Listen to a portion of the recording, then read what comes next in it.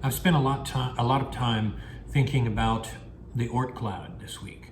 The Oort cloud is that ball of rocks and ice with dust particles the size of grains of sand all the way through asteroids the size of small moons. And it surrounds our solar system in a sphere. And it extends beyond the planet Pluto all the way for 1.5 light years, 1/4 the distance to the nearest star. That's a long way. Our Voyager probes, having been out over 40 years now, are just now reaching the edge of the Oort cloud, where we get all our comets and all of that. It forms out there at the far, dark, cold reaches of the solar system. And then it swings in and then visits us, all these comets. But it comes from the Oort cloud. And it will take our Voyager probes 28,550 years to get to the other side. So of the total 81,000 years that it will require for the Voyager probes to be at another star, about 1/4 of that will be just getting out of the grip of our amazing sun. Just getting out of the last particle that is still in orbit around our sun. And I think to myself, in a moment of clarity, wouldn't it be fascinating to look back at our sun and to see the solar system you're leaving behind the way a dust particle could if it could see and look inward? The star would look, our sun would look no different than any other star at that great distance. And it would just spin around and you would eventually leave the sun's domain. Of all the wars and all the conquests and all the happiness and sadness we face, all of it would be left behind and you would be in interstellar space. But that got me thinking, we shouldn't think things like that. And it isn't until I get in the more sober, somber moments that I realize how misled as a species we are, how off the pale we are. Consciousness is essentially a tragic misstep because we're able to question things in a way that we shouldn't. We shouldn't be questioning things like thunder or lightning or snow or volcanoes. We should really ideally still be believing that these things are God, are divine, are devil, are scary. Because in those days, our innocence allowed us to appreciate the things that we have. Jesus said, "Weep not for me, but for your children." And it absolutely makes a lot of sense. We were better off with goat skin leggings and flint knives than we are today. And you can look at this, at our nation, as it's getting ready to collapse and fall apart, at how unhappy people are. There is no longer the threat of starvation. There is no longer the threat of where you're going to get your food from. Even if you are poor and homeless, you have the opportunity to get food at charities, at churches, from dumpsters, from everything. You can literally not have to worry. But as a result of this, there are no close-knit communities. No close-knit communities anymore.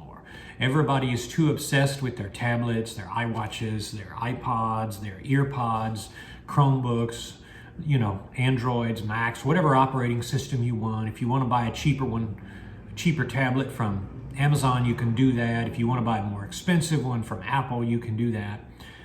But as a result, you can look online and see all of these forums filled up with people complaining. Help! My Apple Watch isn't syncing. My EarPods are having static. My Chromebook is having this strange error message pop up. What do I do? And when we should be happy, we're frustrated with problems that we should never have had. We become even more angry, even more bitter, even more demanding. It's just like somebody at a workplace who goes around and expects to get something easy. You start doing something nice for someone to help them out. And then pretty soon it's as if it's your job.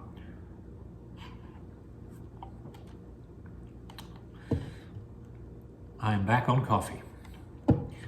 But we need windshield time. We need hiking. We need the ability to grab a few things and go. Back in the days when we had to worry about bandits, when we had to worry about clans, we had to worry about biting bugs, we had to worry about stray bears. Our ancestors slept in trees. But if you look at the life we had then, it was just about preferable to the life we have now. Whereas we have all of this comfort, we have all of this food, we have a different set of problems.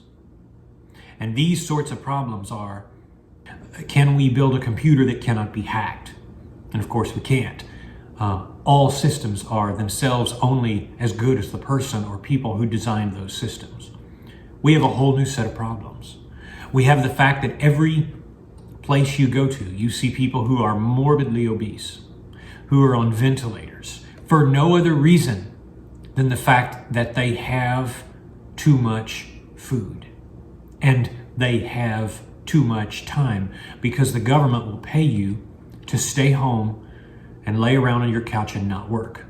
Especially now that the pandemic has been so badly mishandled and we are again in the throes of another lockdown and people are again stuck to substance abuse, to drink, and to destroy themselves as only humans can. Animals don't have this problem. They don't have any of these problems. Yes, they don't do a few things we do, but if you go back to the dialogue of what used to be shared many years ago by our ancestors, going out and saying, I want to bear a family. A wife would say, I want to bring you many strong sons. Those are I want to plant a garden that is really good. Those are the times that we should strive toward, because we understood balance. We understood that it's good to have time to just think or just plant, or just even today, windshield time driving, hiking, riding your bike to work, doing something that brings back a semblance of the old days would be preferable. Go back and think about how your great-great-grandparents washed on a washing board.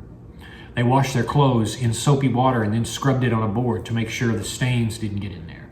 And by and large, they did a better job than commercial washers. But it required a lot of time. It required some dry hands. It required sometimes breaking a nail. And then they had to take the clothes out and hang them to dry. They actually had to hang them. And then, of course, they smelled outsidey when you brought them in and folded them, because that was the way things were. Go back and think of the days where you prepared food. You had to wash everything and chop everything, and now most people just go out and buy food. There's really not a reason to do anything else, because you can get something on the dollar menu or value menu, and it's going to be terrible for you. It's going to be a thing that allows you to further not appreciate what you have. And then when somebody gets your order wrong, you get back in line, you say, you put mustard on this. I didn't order mustard. And you become a monster.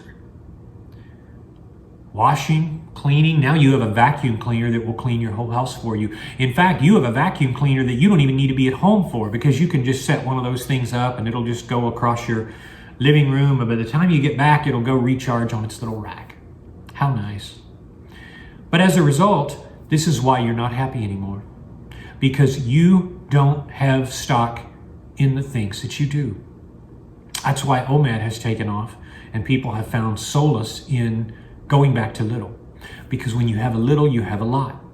When you have a lot, you have nothing except an inappreciable attitude and the fact that you get mad at the littlest things that crop up, because why not? If you can have the world, if you can go from here to Mars in an hour or two, why should you stop to be thankful for the fact that you have a good, strong arm that can unscrew a screw or something like that? That's old school, right? Why should you be thankful for the fact that you don't have a neurological disorder that prevents you from breathing properly? You see, it's better if we could go back to the days of believing that thunder is the gods arguing, and that lightning is a result of clanking swords in the heavenly realm. We would be better off, because we would understand that there's a certain fear you need in nature. There is a certain dread you need, a certain understanding that you need to have about your world. You're not guaranteed a place in it. You have no rights. You're here because you're a winner's son or daughter from a long line of winners. And you're going to sit here and complain. Well, you can. You can do that. You can go to your doctor. You can get all sorts of mood stabilizers to drug you out and make you feel like you're happy when you're not. You can do that. You can put on shoes and makeup and clothing, anything that makes you look better. You can go out and do things that tell yourself you're happy, but ultimately you're not, because you're going to come back to the fact that you have too much. But you can't rightly go back either, because if you just go back, I mean, how are you going to get rid of your smartphone now? Everything you have is connected to it. In China, they're not even using dollar bills anymore. It's all social credit. And if you lose social credit, you can't fly, you can't do anything. So you see, folks, we're already at the breaking point. The only thing you have right now, listening to the sound of my voice, is your self-control. The only thing you have is the ability to know where you end and where others begin. Consider it a sane voice today. So few are talking about it. We've got civil war on the horizon now. We've got all of the problems that we create are self-made. And that's the fact of the matter. But you can still control yourself. You can still realize that the things that I'm telling you are true. And that by having less, you have more. And that by desiring the simplest things, the things that your great-great-grandfather and grandmother desired, are still the good things. You can have some semblance of sanity. Have a good day.